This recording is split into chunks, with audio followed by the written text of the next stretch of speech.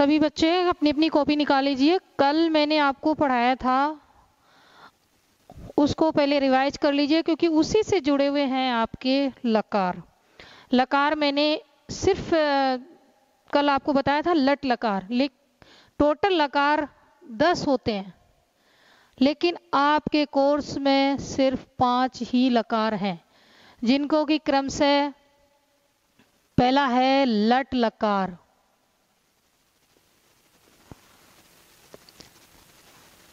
दूसरा है लंग लकार,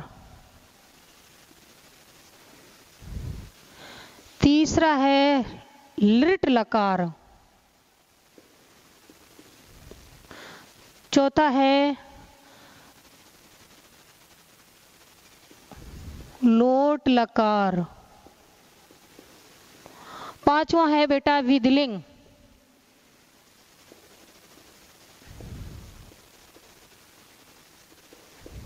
विधलिंग।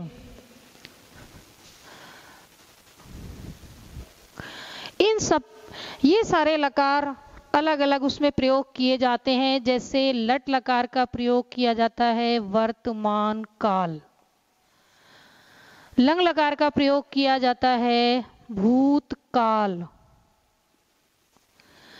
लिट लकार का प्रयोग किया जाता है भविष्यत काल,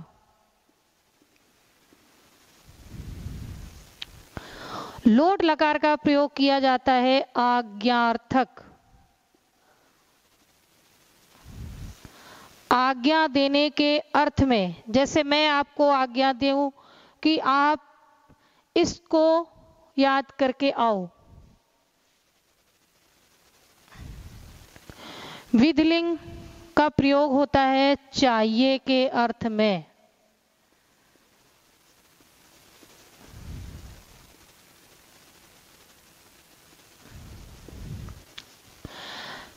वर्तमान काल से संबंधित लकार है लट लकार।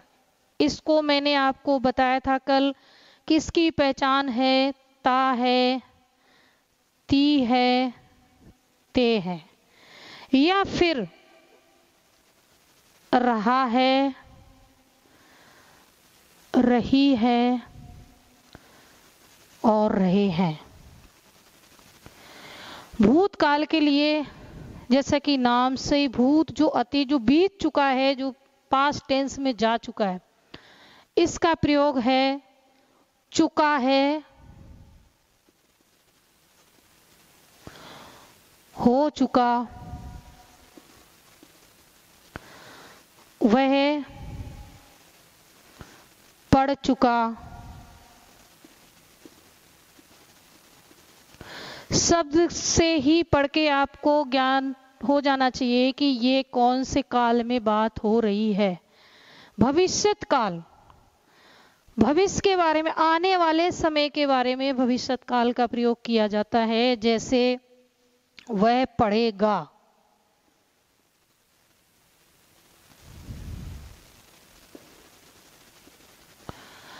आज्ञा देने की, आपको आज्ञा दी जा रही है आप पढ़ो, आप संस्कृत पढ़ो, आप हिंदी पढ़ो, चलो आप अपनी कॉपी निकाल के आप इसको उतारो, तो आपको आज्ञा दी जा रही। ऐसे सेंटेंस में प्रयोग किया जाता है लोट लकार। पढ़ो, खाओ, जाओ, ऐसे अगर शब्द आपको दिखे बेटा तो आप समझ जाना कि लोट लकार का प्रयोग किया जा रहा है। चाहिए के अर्थ में, आपको पढ़ना चाहिए, आपको लिखना चाहिए, इस तरह के वाक्य आते हैं तो आप समझ जाना कि विधलिंग लकार का प्रयोग किया गया है। पढ़ना चाहिए, लिखना चाहिए,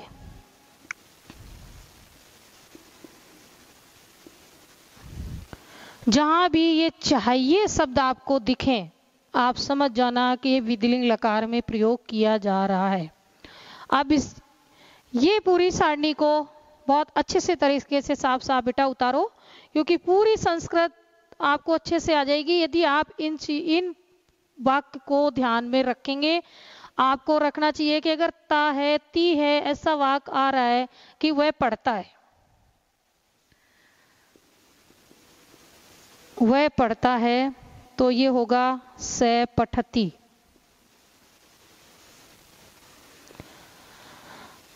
वह पढ़ चुका, से ए पठत।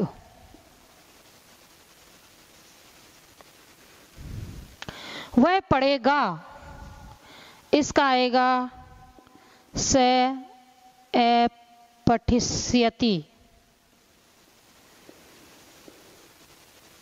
ए पठिष्यति।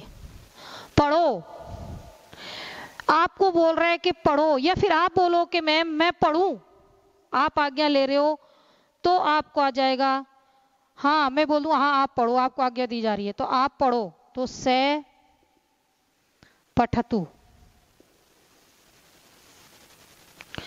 अब आपको बोला जाए नहीं आपको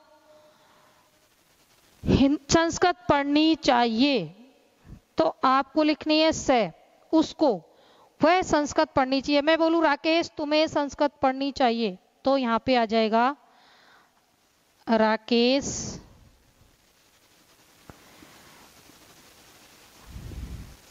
पठतु।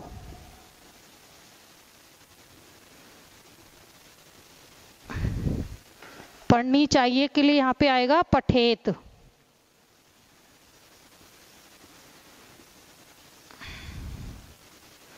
क्योंकि राकेश अकेला है इसलिए एक वचन का ही यहां पे लगेगा। इसको फटाफट उतारो बेटा, इसको रफ करिए फिर दूसरा लिखे।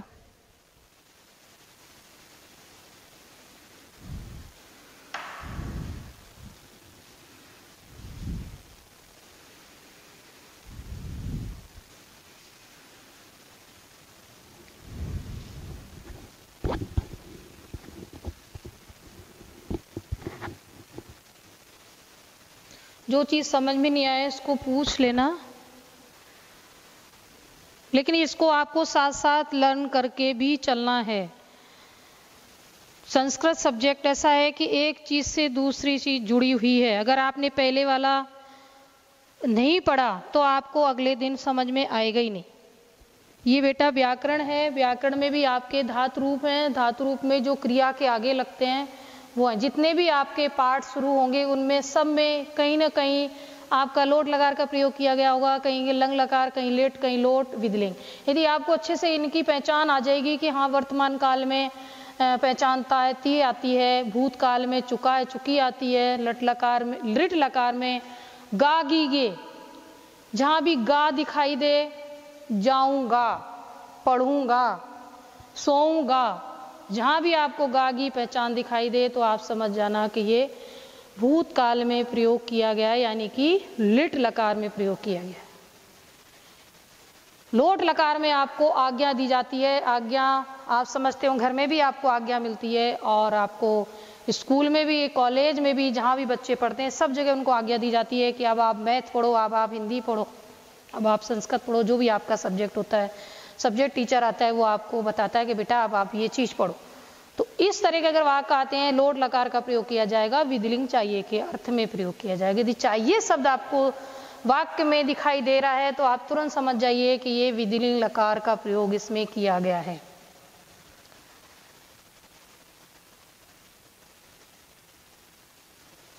और आप ध्यान रखिए कि लकार टोटल 10 होते हैं, लेकिन आपको 5 लकार ही पढ़ने हैं क्योंकि आपकी कोर्स में 5 लकार ही दिए गए हैं। ठीक है बेटा, उतार लिया आपने, इसको रफ कर रही हूं मैं।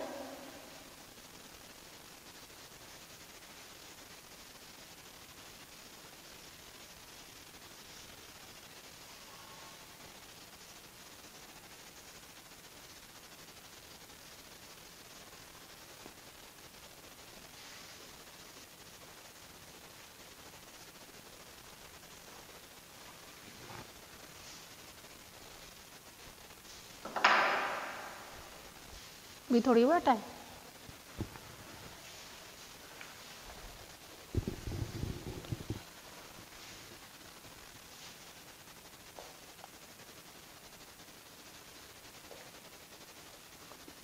एक वचन,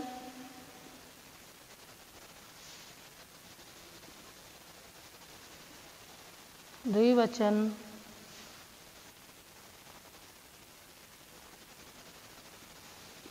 बहुवचन।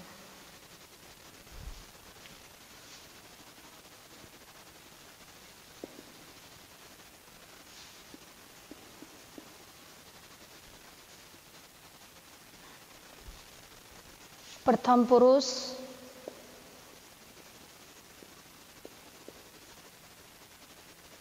मध्यम पुरुष,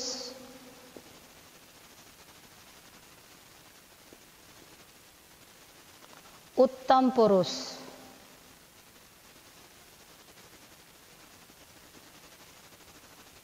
ये मैंने कल भी आपको बताया था, जो पूरी संस्कृत व्याकरण इसके ऊपर आधारित है। ये चीज आपको समझ में आ जाएगी तो आप संस्कृत बनाना भी सीख लेंगे। मध्यम पुरुष में त्वम, युवाम, यूयम।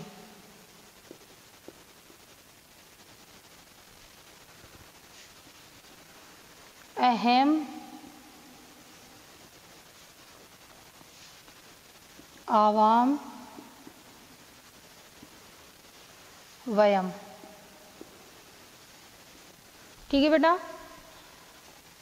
कल मैंने ये आपको रूप के साथ लिखा था, लट लकार वर्तमान काल के साथ में मैंने ये सारणी बना के दी। आज मैं आपको अलग अलग करके बता रही हूँ ताकि आपको और अच्छे से स्पष्ट में समझ में आ जाए।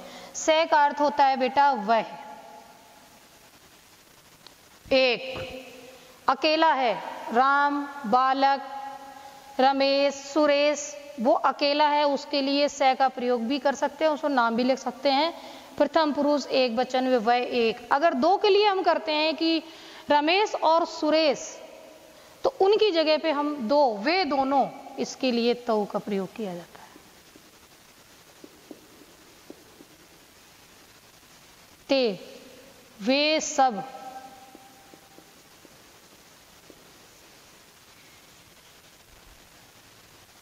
मैं आपको बोलूं कि वे सब पढ़ते हैं, जितने भी बच्चे क्लास में बैठे हुए सब पढ़ते हैं, तो कौन सा प्रयोग किया जाएगा? ते।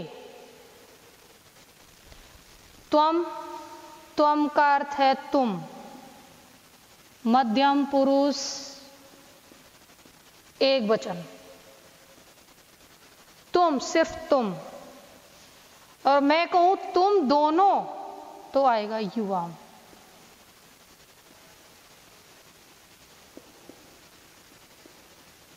तुम दोनों। अब मैं आपको बोलूं कि तुम सब,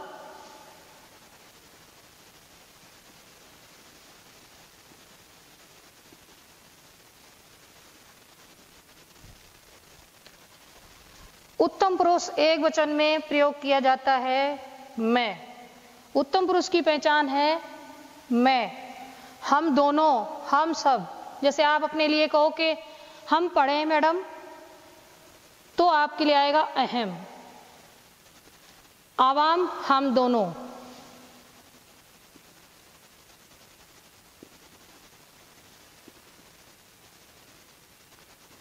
और वयम में आएगा हम सब।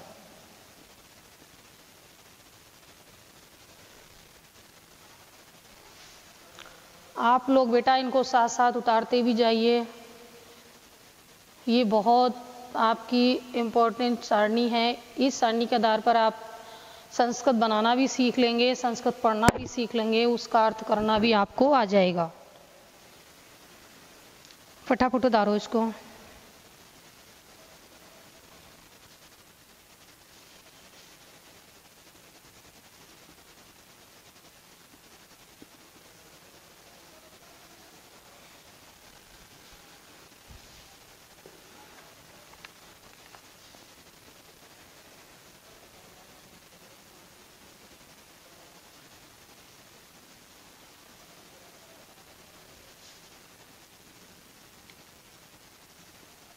द्विवचन, बहुवचन।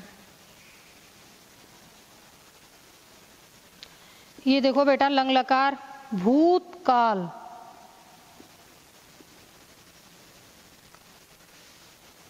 धातु रूप लिख रही हूँ, इसको आप नोट कर लेना। कल मैंने आपको वर्तमान काल लट लकार के धातु रूप लिख के दिए थे, आप लोगों ने उनको लर्न किया या नहीं किया? अगर कर लिया बहुत अच्छी बात है, मैं पूछ सकती हूँ बीच बीच में, और नहीं किया है तो आप बेटा साथ साथ लर्न करते रहो, क्योंकि अगर आप एक साथ करोगे तो ये मिक्स हो जाएंगे और आपको समझ में भी नहीं आएंगे। कल लट लकार पढ़ाया वर्तमान काल, आज मैं आपको लंग लकार भूतकाल बता रही हूँ।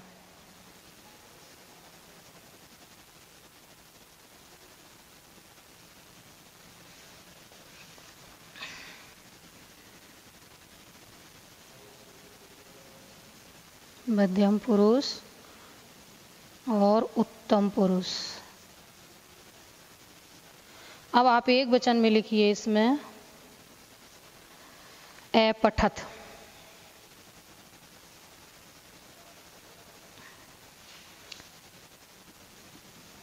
अपठताम, अपठन,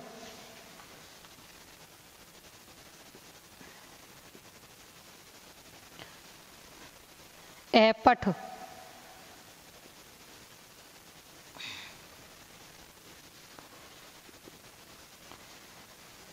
अपठतम,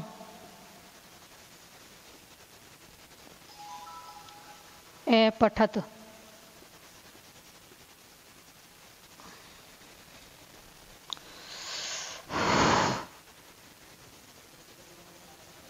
अपठम, पठाओ, पठाम,